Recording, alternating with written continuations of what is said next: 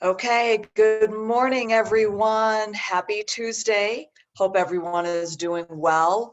I know that we are weeks now into this new normal, and it can sort of start feeling a little overwhelming. Maybe you're running out of ideas. Maybe that creative energy is a little tapped. And so we are going to dive in today to again sort of go over four super easy, practical, tactical things that you can start doing today that will make a difference when it comes to managing and developing your career. So I will do all the thinking for you this morning, and then you can just put everything into action because it is challenging enough to try to figure out how to manage your career during normal times. But what do you do during the new normal? So that is what we are going to tackle today. So this is part 7 of how to create a career survival kit in a crisis. Let's get started. So does anyone have any wins, good news to celebrate? And if not, all you need to do, if you're feeling a little shy and you don't want to share with the class, you can type it in the chat room. And at the very least, I encourage you to please keep track of the wins of all sizes. Remember, we've talked about in many of these sessions about redefining what success looks like, because it may look very different today than it did about 6 weeks ago, but it still counts.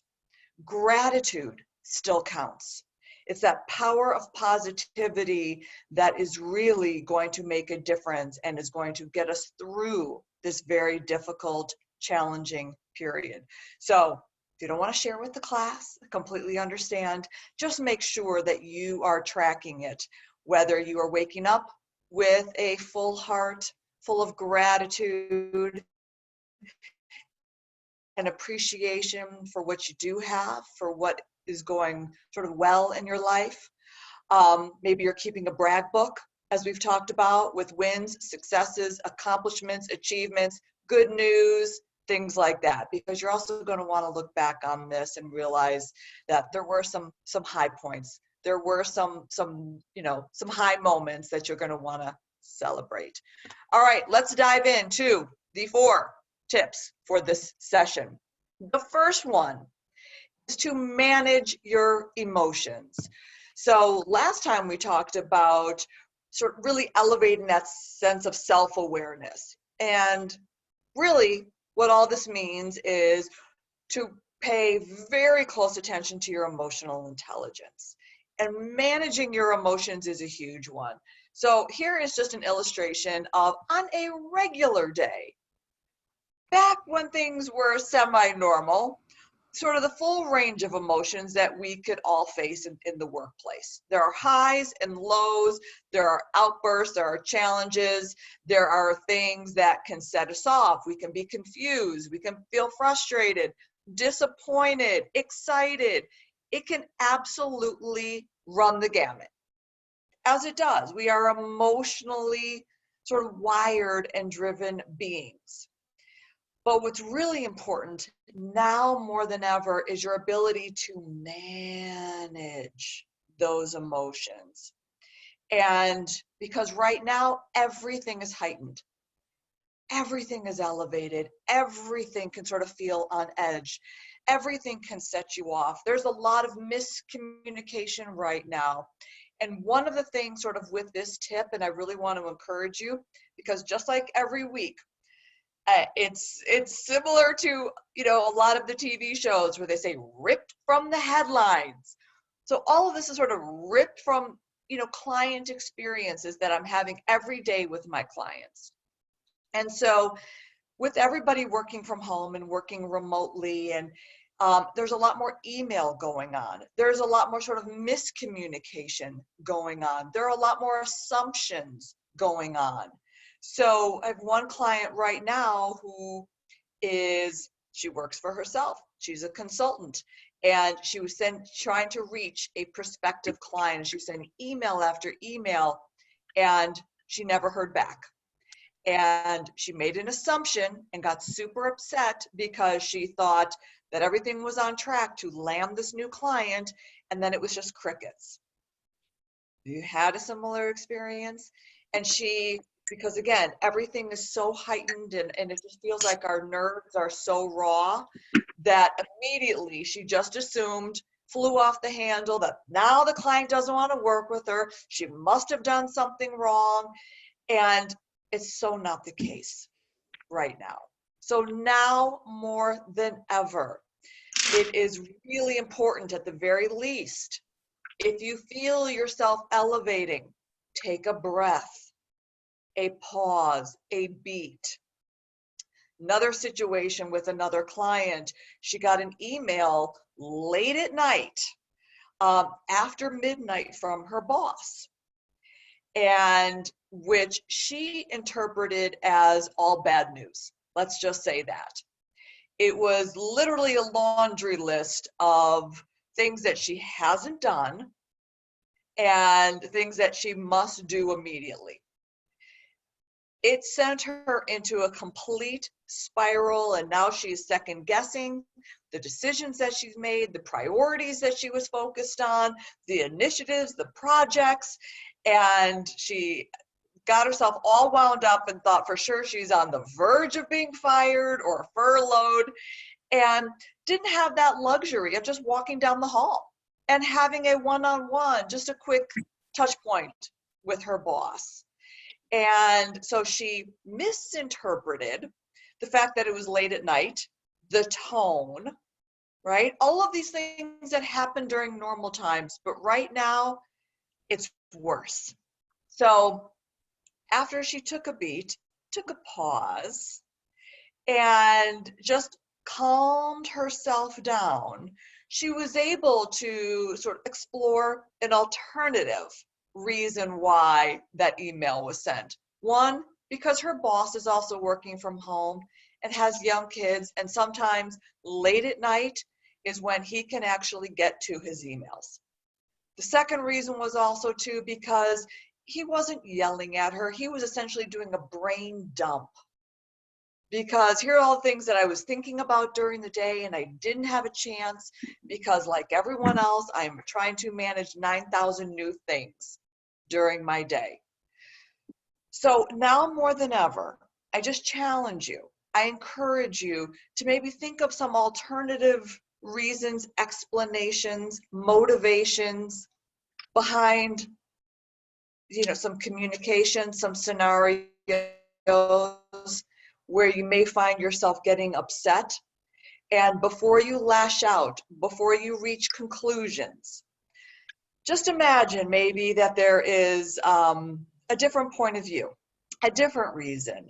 Now is the time to really, at the very least, if you find yourself blasting back an email, all caps, and you are about to hit send, at the very least, use that draft feature in your email and just give yourself a 24-hour timeout, if you will, just to allow yourself to kind of de-escalate if you find yourself escalating. Now more than ever, manage your emotions. One, it will serve you much better. And two, it also prevents you from having to do some sort of damage control, some crisis management after the fact.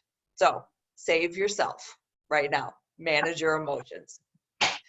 Number two, if you have not in the past, or if you have in the past had a mentor, I would strongly, strongly encourage now more than ever to explore the possibility of really aligning yourself with a mentor right now. Why a mentor?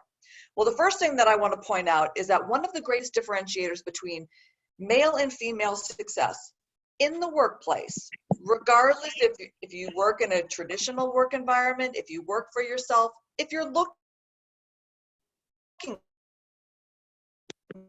for work, okay? Remember, all three categories apply in all of these, and female success in all three areas is the fact that they have a mentor.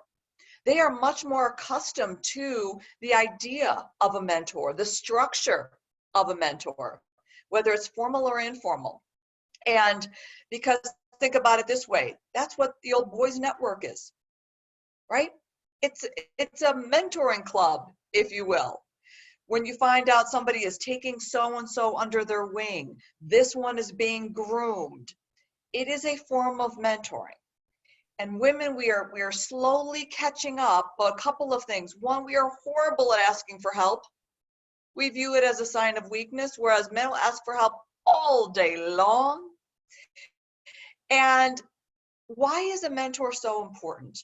Well, a mentor, in my opinion, it's really critical during those major crossroads of your life, those intersections, those times when, sometimes you can't see around those corners.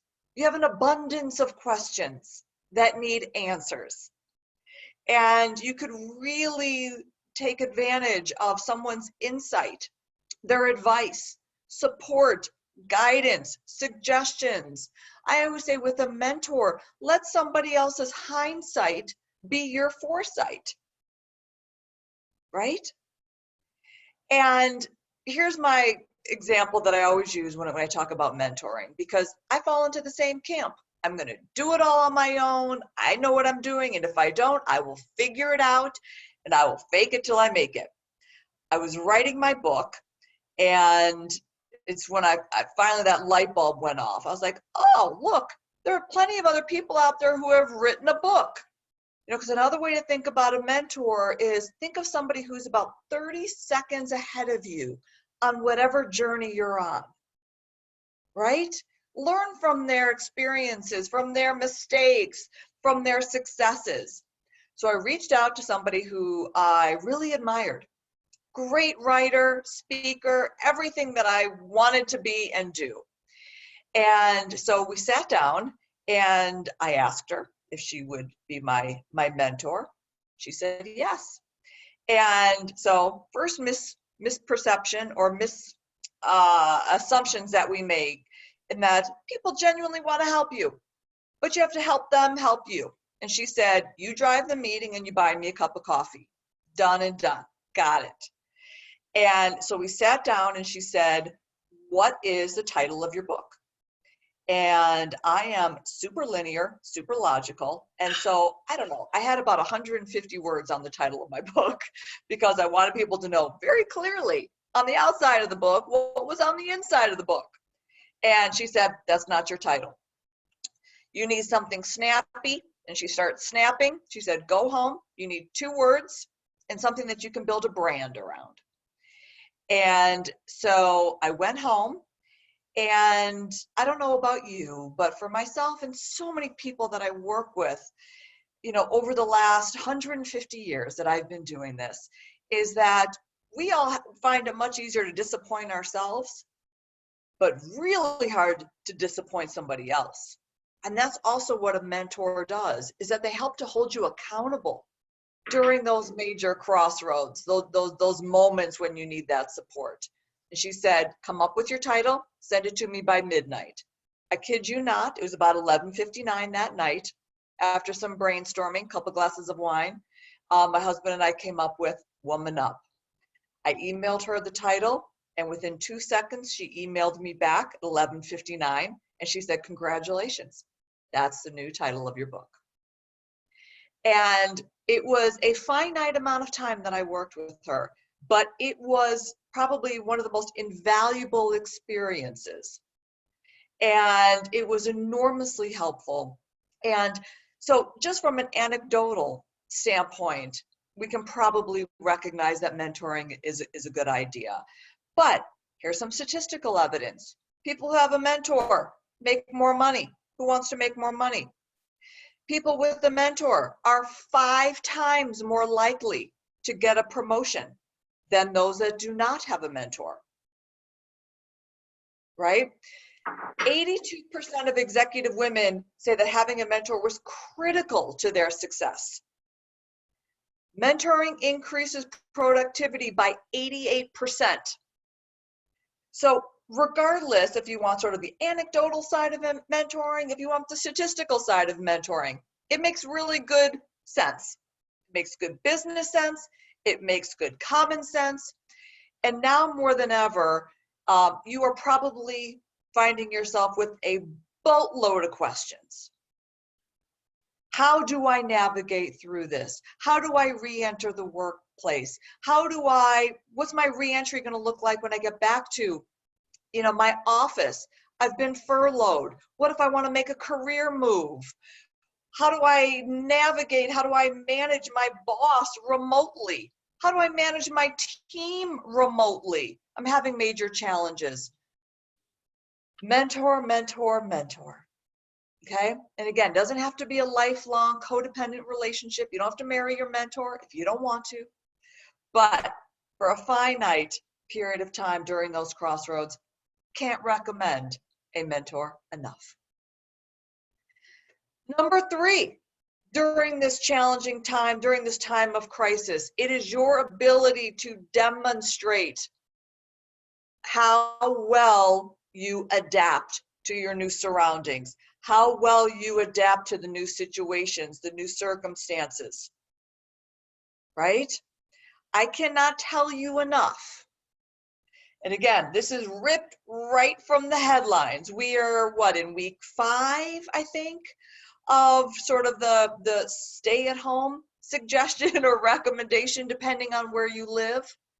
And how many people still struggle with Zoom, with technology, still haven't kind of fully made the shift to working at home. And we're at week 5, maybe week 6, depending on where you are.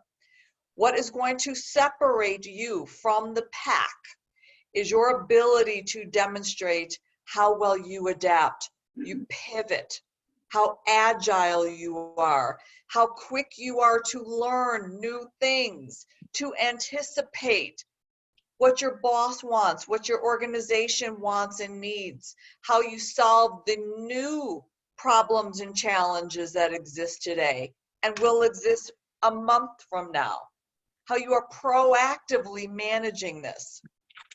So I know in terms of adaptability, people are making their own hand sanitizer. You're cutting your own hair. You're coloring your own hair. We are all today like one ginormous DIY project from head to toe. We are creative people by nature. Challenges are the mother of invention. I know that's not the right adage, but you know what I'm saying. This is all when we are at our best. We think creatively, we find solutions, but are you demonstrating clearly enough to your boss, to your organization, to your clients, to your customers, or to potential hiring managers how adaptable you are? Here's a perfect example. So yes, every single day, I am heartsick over the loss of not being able to speak in public, much less speak on a stage. So if you are a speaker, presenter, trainer of any kind, literally overnight, all of that stopped. And we had to quickly adapt to the new way of delivering and disseminating information. Welcome to the podcast. Okay, so overnight, you're able to demonstrate our ability to adapt, to stay connected with our audience, with our clients, with our customers, with potential hiring managers, because at some point, yes, the doors will open again and we will be able to be on stage delivering keynotes. We are also doing keynotes virtually. And it was how quickly you can demonstrate that adaptability. Anticipate what your clients want, what your customer needs, the challenges that they are having. Because now it is the speed of execution that is going to matter the most. How quickly can you demonstrate your ability to adapt and bring value? We have talked about this many, many times. And it's not just enough to know that you have adapted personally, quietly, privately, within the confines of your four walls, which is where we all are. Are you visually and physically demonstrating how well, how quickly, and how effectively you adapt to a new environment, to a new situation, to a new set of challenges? That's the critical piece, or for a lot of people, that's the missing link. Because again, here's what my clients are saying on a daily basis, is that they are making all kinds of changes. They are adapting, they are customizing, they are pivoting all over the place, but their boss doesn't know, right? Their clients don't know. And so think about it this way. Here's an adage I may actually get right this morning. If a tree falls in the woods and no one is there to hear it, does it still make a sound? Right? If you are adapting to the new normal, but no one knows, does it still count? Do you still get credit? Does it still reflect on you in a way that you are bringing value in terms of adaptability? So, and believe me, I know that this falls into that danger zone, that category that so many women in particular struggle with, and that is that idea of self-promotion, tooting your own horn. But I want you to not only start tooting your horn in this area, in this category, I want you to be the leader of the entire band when it comes to demonstrating, showcasing, highlighting, giving examples of how you are adapting, how creative you are, how strategic you are, how quick you are to learn something new, and not just learn something new, implement it, right? This is when you should be, if you're having one-on-ones with your boss, if you're sending weekly updates. This is the information that I encourage you to include in that information. How are you sharing it with your clients? How do they know that you have now shifted to virtual podcasts, or you're doing virtual keynotes, or you are coaching using Zoom? Do they know what you're doing? So pick up that horn, start tooting your own horn when it comes to demonstrating adaptability. Deal? Okay. Number 4, and something we can all do during this time while we are all home. And I know oftentimes this is on the to-do list during normal times that we just never get around to. So when it comes to this idea of sort of self-promotion and visibility and staying connected to our network, to new people in our network that we want to know, one of the best ways, easiest ways, and most effective ways is to give and receive recommendations on LinkedIn. Okay? And so I just want to talk to you a little bit about the difference between a recommendation and an endorsement. So an endorsement are just sort of those keywords, those buzzwords. It's really for SEO, which is search engine optimization. And it's just essentially a button that you click. All right. A recommendation is actually a testimonial that you are giving someone, right? A colleague, a coworker, a client. Maybe it's an organization that you are recommending because you had a really positive experience with them. You cannot praise people enough right now, especially if they go above and beyond, right? And the recommendations are really those third-party endorsements that have a lot of weight, that carry a lot of weight, that make a difference. And so if there is somebody that you want to celebrate, somebody that you want to acknowledge, somebody that really has kind of made a positive impact in your life.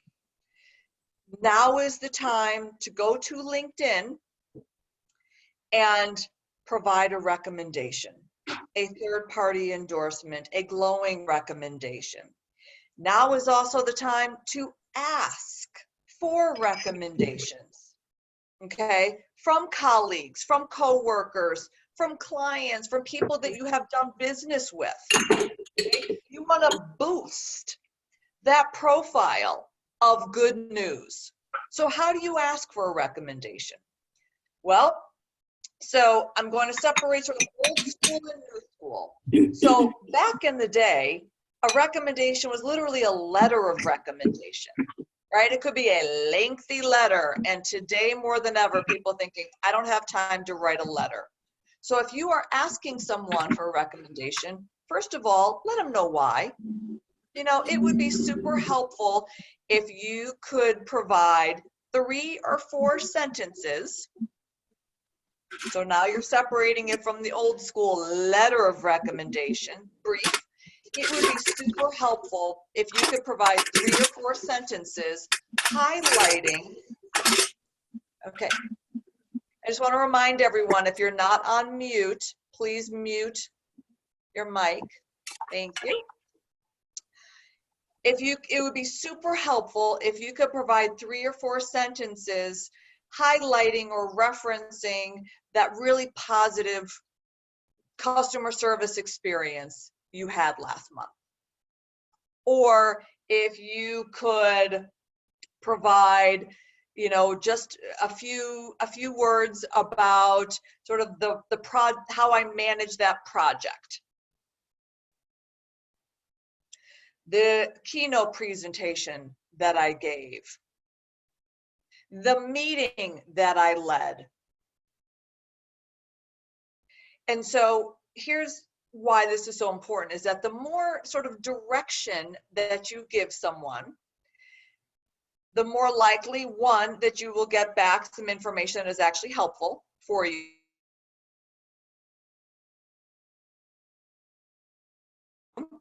And because now they've got a little bit of a checklist. Okay, couple of lines, couple of sentences, you've jogged their memory in terms of what you are asking them to highlight.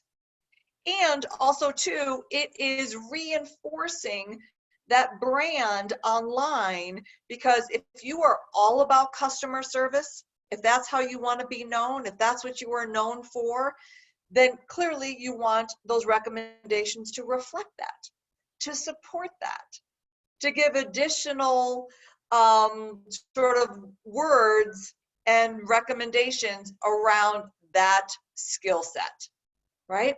If you are the quintessential project manager, event planner, accountant, speaker, educator, trainer, whatever it is, you want your recommendations to speak directly to those skills.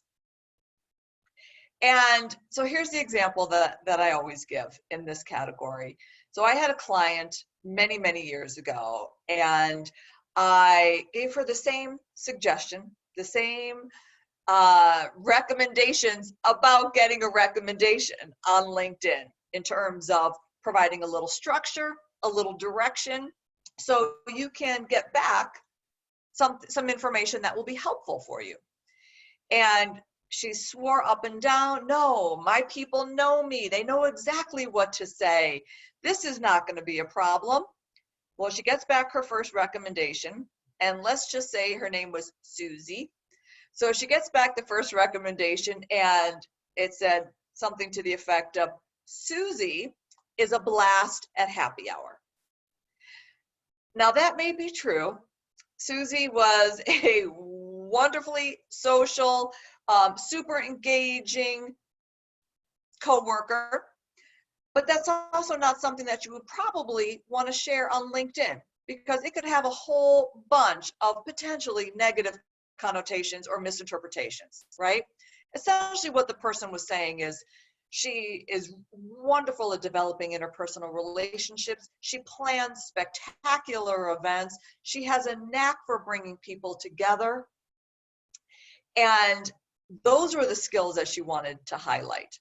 So here's the really good news about getting a recommendation on LinkedIn, is that if you don't understand the mechanics of it, I will just give you just a quick tutorial, is it goes into your inbox and you actually get to approve that recommendation before it gets posted. So it's different than other social media platforms. So you get to sort of look at the draft of the recommendation, and if you give it a thumbs up, great. You hit approve and it gets posted on your profile. If it's something that you want to ask that person to revise, you have the opportunity before anybody else sees it. So that's the really good news. So I'm also a big believer too in karma, in recommendation karma. The more recommendations that you put out there, think of people that you maybe just haven't had the time to acknowledge, to appreciate, to thank, to celebrate. Go through that mental Rolodex that you have. Go through your phone. Go through your emails and use this as an opportunity to send out a couple of recommendations. And because whether you ask for one or not, that recommendation karma will come back to you. We can all benefit from some good news, from some celebration right now. So give and receive recommendations. Can't recommend it enough, and this is a perfect time to do this. All right, so now I open it up. Does anybody have any questions about anything that we've talked about today, anything that's going on in your lives? I love receiving all of the emails with questions because Pam and I, we want to be a resource for you, an ongoing resource. And so if there is anything that you're struggling with, that you need help with, that you have a question about, feel free to ask now, or I'm super easy to find. You can email me anytime with any issues, any questions, thoughts, suggestions, topics you want me to cover. Next week is our last week. I say that in air quotes. We've committed to going through the end of April, and we will see sort of what happens after that in terms of our podcast. And as a reminder, they are all recorded level.com under video podcasts. So you can watch them again and again. You can share them with your friends. And as a wrap up, before it's for today: 1, manage your emotions. Number 2, find a mentor. Number 3, demonstrate adaptability. Emphasis on the demonstrate. And the 4th one is give and receive recommendations. 4, super simple, actionable, tactical tips that you can start implementing today to make our new normal a little more normal when it comes to managing and developing your career. So I hope it was helpful. I look forward to seeing all of you next Tuesday. And in the meantime, have a great, great rest of your week. Thank you for joining me today. And I will see everyone next Tuesday. Bye.